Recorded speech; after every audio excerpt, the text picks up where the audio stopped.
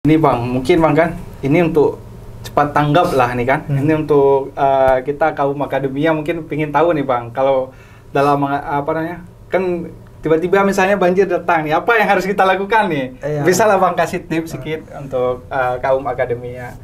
Sebenarnya ketika kita berbicara bencana ini, itu kita harus menilai diri kita sendiri dulu, Bang Faizul. Okay. Karena bukan kita yang harus menyesuaikan diri kita,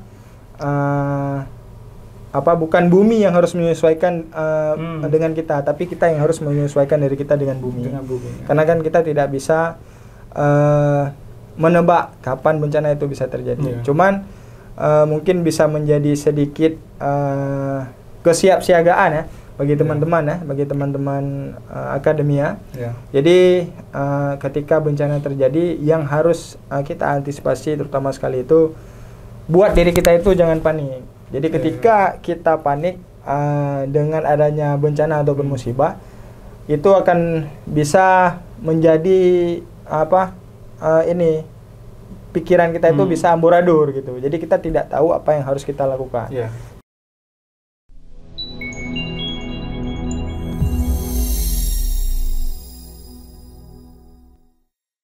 Oke, Assalamualaikum warahmatullahi wabarakatuh. Kaum akademia, Pehaba, hari ini kita mulai kembali podcast kita dengan program Akademia Vesta. Nah, pada hari ini kita akan membahas tema yang sangat krusial dan menarik kita kaji, karena ini berbicara tentang masalah-masalah yang mungkin di dunia selalu kita hadapi, yaitu kebencanaan. Nah, narasumber kita kali ini, kita akan menggali pengalaman-pengalaman dia dalam menjadi relawan dalam krisis kebencanaan atau bencana yang terjadi di wilayah khususnya di Aceh. Dalam hari ini kita kedatangan Bang Marjuki, sosok di mana relawan di masa kuliahnya telah membawanya meningkatkan jiwa-jiwa kemanusiaannya dalam membantu sesama. Assalamualaikum Bang Marjuki, selamat datang di podcast kami. Apa kabar Bang Marjuki? Waalaikumsalam. Alhamdulillah kabar baik. Alhamdulillah. Oke. Bang Marjuki ini adalah alumni dari Universitas Malikus Saleh. Bang Marjuki ini adalah alumni dari Universitas Malikus Saleh, tepatnya di jurusan apa tuh Bang? Sistem informasi. Sistem informasi berarti teknik Bang ya? Ya, teknik. Fakultas teknik. Dan telah bergabung di, kalau tidak salah dulu Bang, di UKM ya? Iya. UKM SAR ya? UKM SAR ya. Itu di tahun apa Bang? Tahun pertama saya bergabung itu tahun 2016. Tahun 2016 ya? 2016. Oke. Mungkin kita akan gali lebih dalam terkait pengalaman-pengalaman beliau di masa beliau aktif di UKM, dan mungkin sampai sekarang beliau masih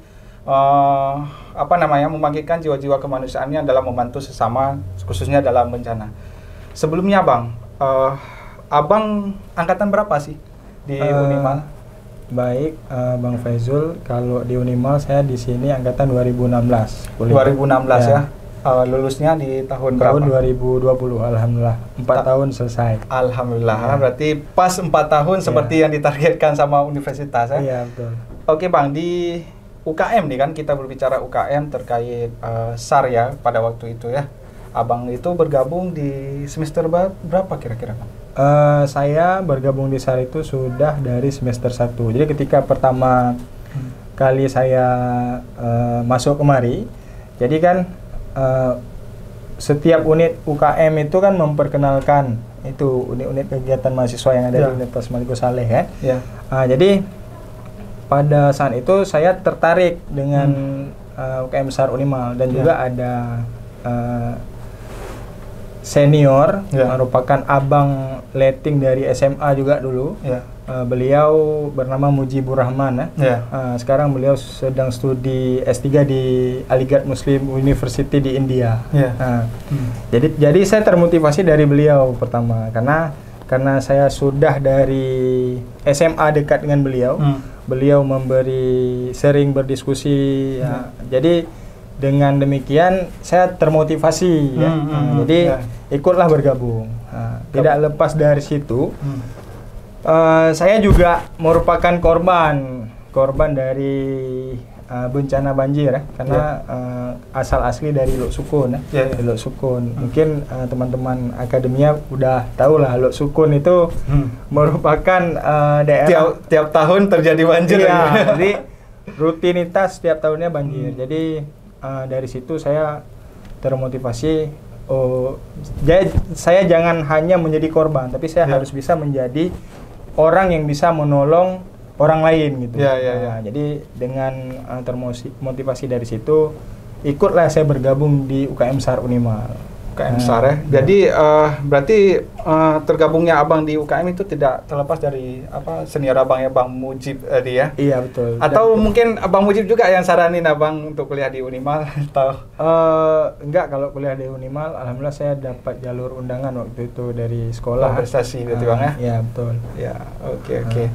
Ini kan berbicara berarti minat Abang pertama itu kan dari ya pertama kan karena tertarik dari tampilan mungkin dari pas PKKMB dulu, dari yang ditawarkan oleh ini.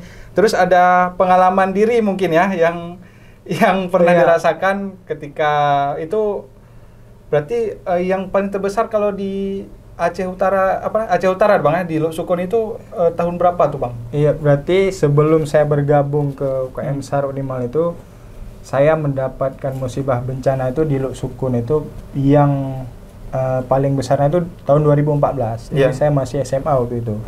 Jadi tahun 2014 itu merupakan bencana yang kedua besar setelah tahun 2020. Di tahun 2020 ada juga terjadi kan. Jadi di tahun 2014 itu air banjirnya itu naiknya itu tiba-tiba pas tidur atau tengah malam tengah malam. Memang kan sudah ada antisipasi sebelumnya dari masyarakat desa juga, cuman ya antisipasi sekedar ya nggak sampai terpikirkan setinggi itu airnya karena tiba-tiba juga. Jadi pada saat itu di samping rumah saya, kebetulan kan ke belakang tuh, di belakang rumah saya tuh ada rumah yang agak dalam dia. Di situ ada ini kakek-kakek yang sudah tua. Nah, jadi ketika air itu naik, kan kami kan ya mengevakuasi ya keluarga sendiri dulu kita. Betul. Kan?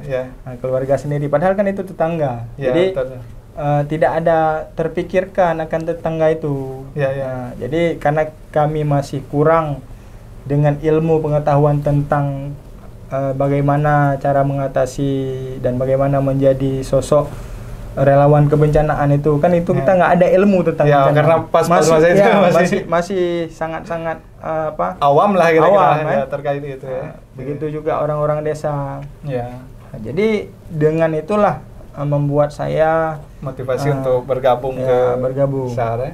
Jadi tidak hanya dari pengalaman berarti. Jadi untuk membantu masyarakat untuk bergabung di sini. Oke Bang, kita kembali ke topik kita. Itu Bang kan pas masuk pertama ada nggak Bang kasus yang pertama langsung diajak Abang misalnya di salah satu banjir atau musibah gempa atau bagaimana Bang? Yang diajak oleh kan di sini kan ada teman-teman yang lain juga kan. Satu misalnya kita di sini ada musibah langsung terjun, itu bisa Bang ceritanya momen-momen itu Bang? Menarik. Mungkin ini ya cerita yang sangat menjadi pengalaman bagi diri saya Bang. Jadi pada ketika tahun 2016 itu, jadi kan ketika saya pertama bergabung, itu kami belum sah menjadi bagian dari UKM SAR Unimal. Jadi di UKM SAR Unimal ini dalam menjadi keanggotaannya itu ada grade-nya lah, step by step ya kan. Nah, jadi pertama berarti kayak silat juga dia ada sasa ini ya. Enggak kayak silat. Sabuk satu atau sabuk hitam, sabuk putih enggak? Enggak, dia pertama kita mendaftar. Jadi teman-teman panitia ini dari UKM SAR Unimal, mereka membuat pradik. Pradik itu merupakan pradik SAR. Jadi pra sebelum kita mengikuti pendidikan dasar.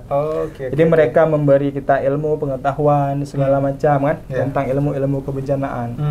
Alhamdulillah di UKM SAR ini mungkin saya perkenalkan juga sedikit.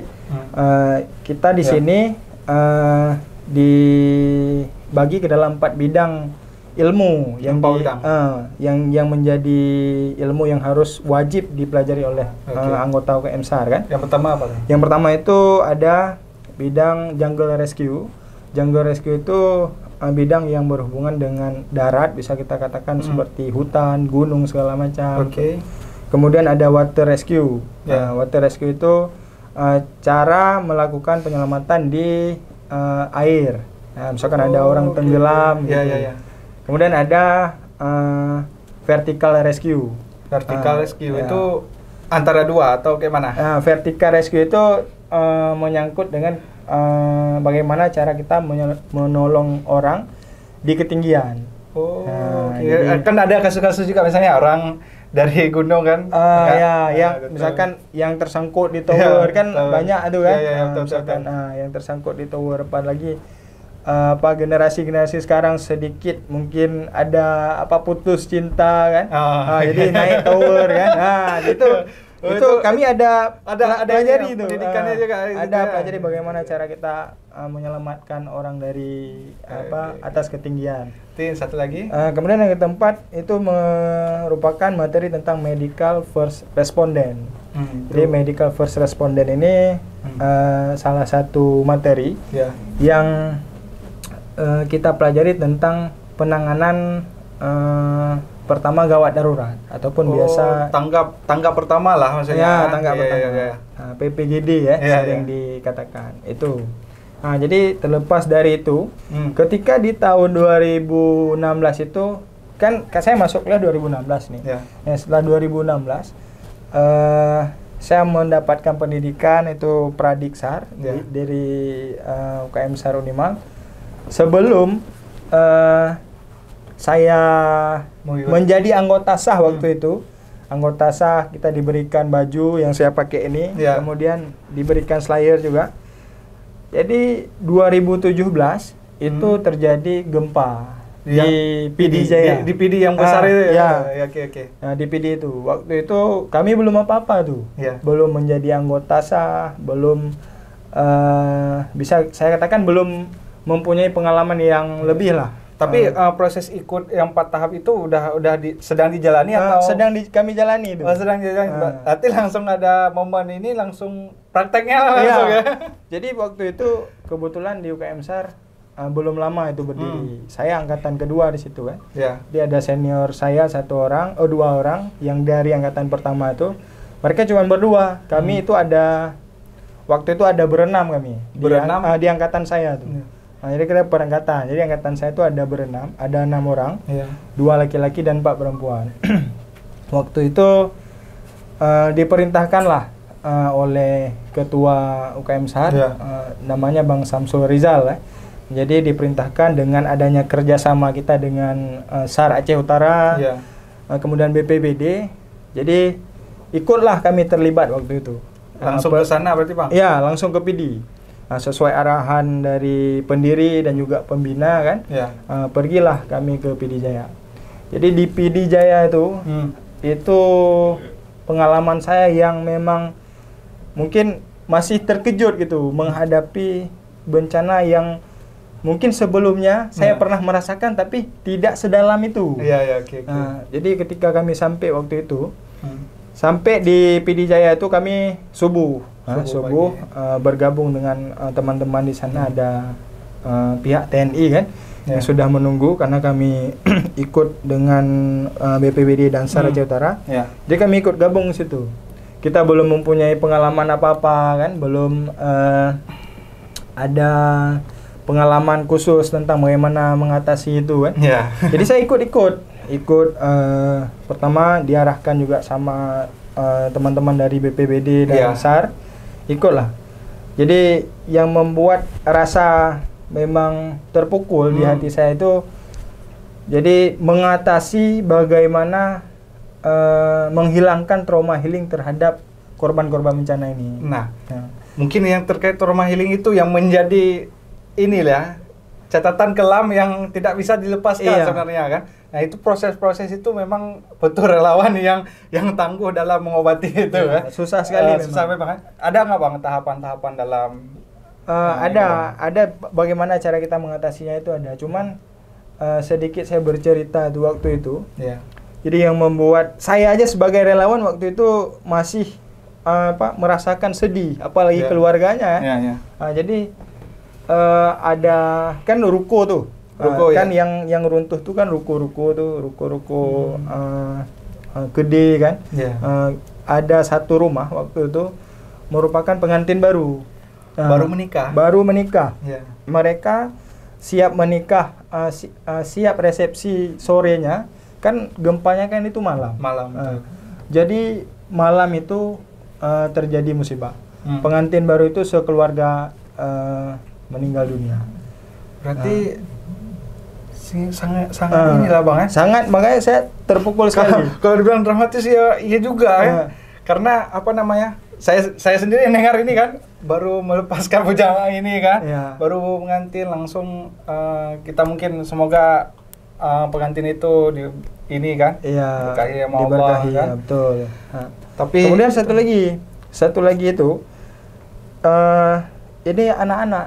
Nah, jadi anak-anak itu memang langsung saya sendiri dengan pihak TNI waktu itu, kalau nggak salah saya TNI dari Kodim 0103 Aceh Utara, dan juga pihak BPBD dan SAR Banda Aceh, kantor SAR Banda Aceh waktu itu.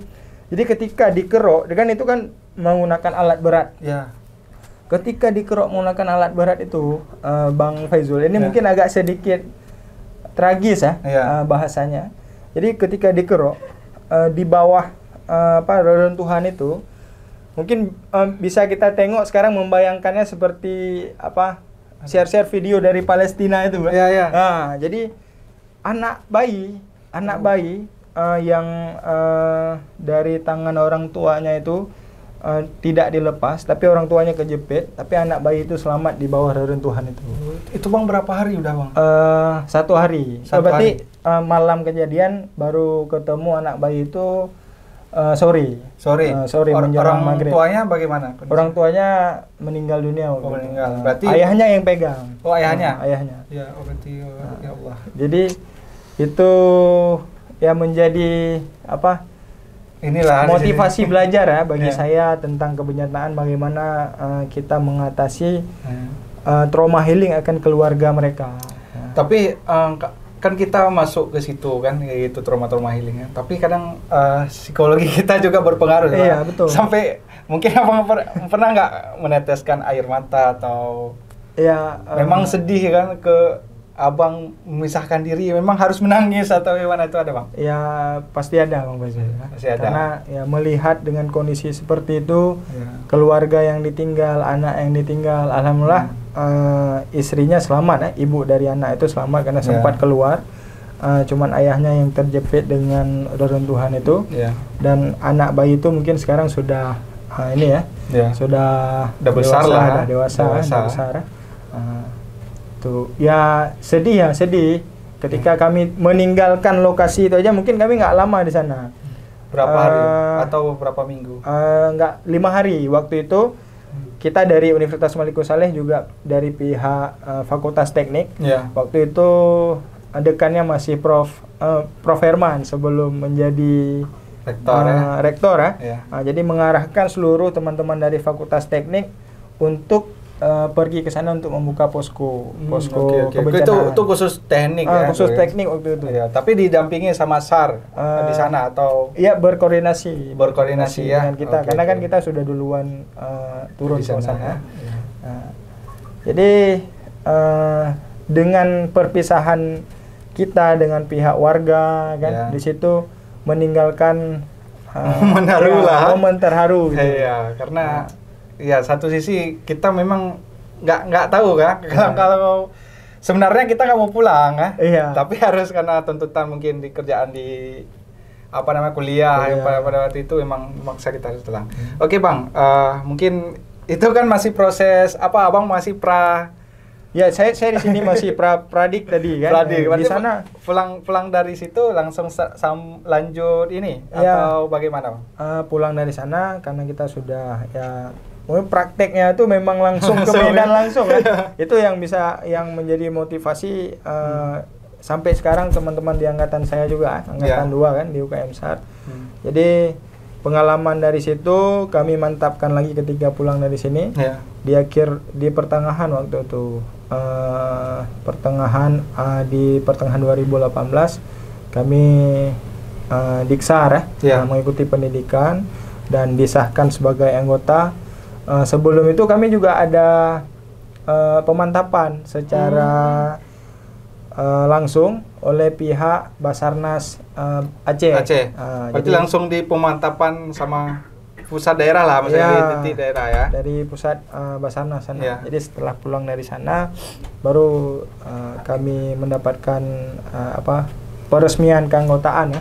Baru dikasih baju dikasih slayer. Oke, mungkin itu Bang kan, mungkin pengalaman awal lah Bang ya. Ini kan pasti ada pengalaman selanjutnya nih kan, karena berbicara bencana itu bukan berbicara 1 hari 2 hari ya, kalau di kondisi kita hari ini kan, itu udah bertahun-tahun dan per musim-musim akan terjadi bencana kan, baik itu bencana angin, bencana banjir kan, tanah longsor dan sebagainya. Ada Bang selanjutnya Bang, mungkin momen menarik, bukan menarik sih sebenarnya, momen Abang melakukan pertolongan nih bagi masyarakat ya dari setelah gempa tadi Bang. Ya.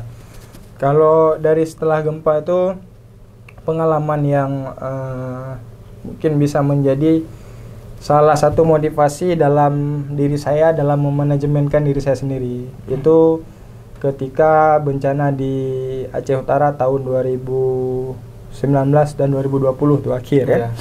Itu alhamdulillah saya dipercayakan waktu itu ketika bencana 2020 di Lok Sukun itu menjadi koordinator itu rektor sudah Prof Herman waktu itu ya. Nah, jadi menjadi koordinator dalam mengatur segala situasi di lapangan waktu itu. Jadi kita membuat satu badan itu badan penanggulangan bencana Unimal. Badan penanggulangan bencana Unimal. Khusus berarti. Mohon maaf, posko bencana alam Unimal waktu itu. Posko bencana alam Unimal itu waktu kondisi banjir yang besar beberapa minggu itu ya. Yang tahun 2020. Oke. Baru 2020 itu kita ada buat posko bencana alam, memang yang diikut serta oleh seluruh orma-orma Unimal. Unimal ya.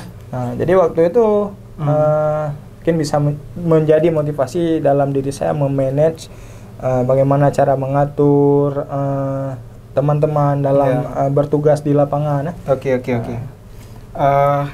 Apa namanya? Mungkin kondisi dalam ini Bang. Kan di sana kita kan bawa tim kan. Itu fokus tugasnya memang atau sama-sama memang mencari mencari korban atau mencari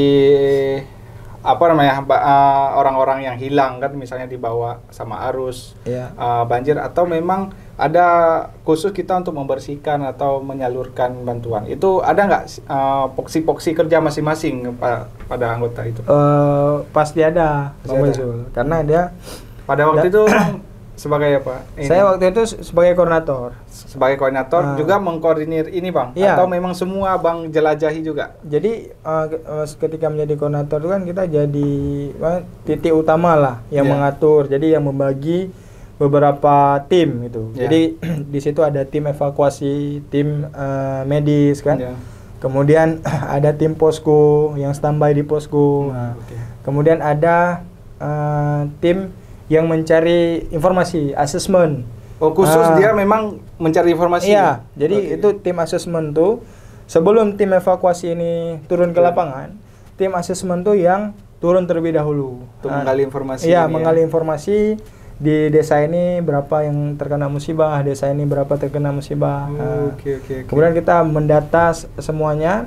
Setelah mendata, kita ada tim publikasi waktu itu sekaligus komunikasi SAR. Jadi tim komunikasi ini yang membuka relasi keluar. Jadi kita buka relasi, membuat poster-poster. Bahwasanya Unimal ada PBA, Posko Bencana Alam. Siapa yang ingin menyumbang langsung menyumbang gitu. Jadi ketika waktu itu makanya pengalaman, saya bilang pengalaman. Saya sangat alhamdulillah dengan adanya diberikan kepercayaan itu mendapatkan relasi-relasi dari beberapa teman-teman LSM dari luar. Dan juga universitas lain. Jadi mereka ketika ingin memberi bantuan, mereka menghubungi saya. Jadi waktu itu alhamdulillah kita mendapatkan bantuan itu dari 44 instansi dan LSM. Jadi itu kita rekap semua. 44 instansi. Berarti 44 instansi yang berkontribusi dalam menyalurkan bantuan bekerja sama dengan kita Universitas Malikus Saleh waktu itu. Oke Bang, ini satu lagi mungkin Bang, karena waktu kita pun terbatas nih kan. Nggak masalah. Ini kan Abang kan sebagai relawan lah kan. Ya kita memang kita katakan karena pengalaman Abang dalam beberapa tahun belakangan itu melakukan relawan kemanusiaan, baik itu banjir, gempa kan yang Abang cerita tadi. Sampai saat ini masih Bang melakukan hal yang sama atau memang sudah berhenti? Alhamdulillah sampai saat ini saya masih ikut serta dalam mengatasi bencana juga, Bang Faizul, karena itu tidak terlepas kalau bagi saya sendiri. Sepertinya menjadi beban moral lah, beban moral bagi saya, karena sesuai dengan apa yang pernah saya bisikkan di hati saya itu, menjadi manusia itu harus bisa menjadi bagian yang bisa menolong manusia yang lain, gitu. Jadi dengan adanya bisikan motivasi itu di diri saya, sampai sekarang seperti kemarin banjir di Lok Semawe saya juga ikut berkontribusi dengan teman-teman Ormawa, ikut mengunjungi walaupun mungkin tidak bisa sepenuhnya, tapi ya mengunjungi teman-teman, bagaimana berkomunikasi juga dengan teman-teman, gitu. Ini Bang, mungkin Bang kan, ini untuk cepat tanggap lah nih kan, ini untuk kita kaum akademia mungkin ingin tahu nih Bang, kalau dalam kan tiba-tiba misalnya banjir datang nih, apa yang harus kita lakukan nih? Bisa lah Bang kasih tips sedikit untuk kaum akademia. Sebenarnya ketika kita berbicara bencana ini, itu kita harus menilai diri kita sendiri dulu, Bang Faizul. Karena bukan kita yang harus menyesuaikan diri kita, bukan bumi yang harus menyesuaikan dengan kita, tapi kita yang harus menyesuaikan diri kita dengan bumi. Karena kan kita tidak bisa menebak kapan bencana itu bisa terjadi. Cuman mungkin bisa menjadi sedikit kesiapsiagaan bagi teman-teman bagi teman-teman akademia. Jadi ketika bencana terjadi, yang harus kita antisipasi terutama sekali itu, buat diri kita itu jangan panik. Jadi ketika kita panik dengan adanya bencana ataupun musibah, itu akan bisa menjadi pikiran kita itu bisa amburadul gitu. Jadi kita tidak tahu apa yang harus kita lakukan. Jadi ketika yang terjadi bencana, pertama kita jangan panik. Jadi kita harus melihat, yang kedua melihat sekeliling kita. Observasi observasi. Jadi melihat sekeliling kita, apa yang bisa kita lakukan. Walaupun misalnya kayak dalam kondisi banjir, berarti kita harus cari yang bisa mengampung atau bagaimana Contoh lainnya misalkan ketika banjir, yang harus kita selamatkan itu apa terlebih dahulu. Jangan kalau panik kan kita ini apa nih jadi kan udah panik. Padahal kan yang paling penting kalau kami dulu tuh di rumah itu di Lok Sukun, yang paling penting diselamatkan ijazah. Semua betul lah. Seperti mama saya juga dulu kayak gitu kan, pas terjadi gempa 2004 pas waktu itu ijazah yang dibawa, ijazahnya dibawa di sini, baru anak-anaknya keluar semua kan, dia ambil ijazah di sini. Itulah, itu yang paling penting. Kenapa? Ini kan karena kita berbicara akademia ini, pokoknya harus kita harus tahu pendidikan itu sangat penting. Ya, Jadi ya, sampai terbawa apa namanya sebagai itu yang harus kita selamatkan pertama sekali. Ya, betul, ketika terjadi bencana. Kan ijazah itu merupakan bagian dari pendidikan kita. Ya, ya. Nah, seperti itu. Jadi yang pertama jangan panik. Yang kedua itu kita harus observasi dan yang ketiga berpikir positif. Berpikir positif. Ya. Jadi apa yang bisa kita lakukan dengan keadaan sekeliling kita. Oke Bang, baik. Berarti seperti yang Abang cerita tadi ada pengalaman-pengalaman memang yang menarik ya, yang bisa kita pelajari bersama. Mungkin Bang kan, ini kan pengalaman Abang ini tidak terlepas dari Unimal lah nih kan, karena Abang masuk dari UKM di Unimal ya. Ada nggak Bang ucapan terima kasih mungkin atau kesan-kesan Abang lah yang ingin Abang sampaikan di Unimal yang apa namanya Abang telah hadir di Unimal ini dan masuk di UKM dan belajar di Universitas Makassar. Ya. Baik, terima kasih. Mungkin secara pribadi pertama saya mengucapkan ribuan terima kasih terhadap Sivitas Akademi Universitas Maliku Saleh ya. Terkhusus kepada Bapak Rektor, Bapak Prof. Dr. Herman Fitra ya. Karena saya menilai ketika masa beliau banyak sekali support terhadap akademisi yang bergerak di bidang kebencanaan ini, termasuk unit kegiatan mahasiswa yang bergerak di bidang kebencanaan, beliau sangat mensupport. Jadi itu menjadi ucapan terima kasih sebesar-besarnya kepada Sivitas Akademi dan juga Bapak Herman Fitra sebagai Rektor Universitas Maliku Saleh. Semoga ke depan Unimal makin jaya, hebat, dan bisa selalu mengkaderkan kader-kader kebencanaan ya. Mungkin itu saja. Oke Bang, terima kasih Bang atas waktunya. Ini mungkin memberi juga ya refresh bagi kita ya pengalaman-pengalaman Abang terkait menghadapi apa namanya memberikan ya relawan diri ya untuk masyarakat secara luas. Baik kaum akademia, mungkin cukup sampai di sini podcast kita kali ini. Kita akan berjumpa pada podcast selanjutnya terkait program-program podcast yang ada di Unimal. Mungkin cukup sampai di sini. Assalamualaikum warahmatullahi wabarakatuh. Waalaikumsalam warahmatullahi wabarakatuh.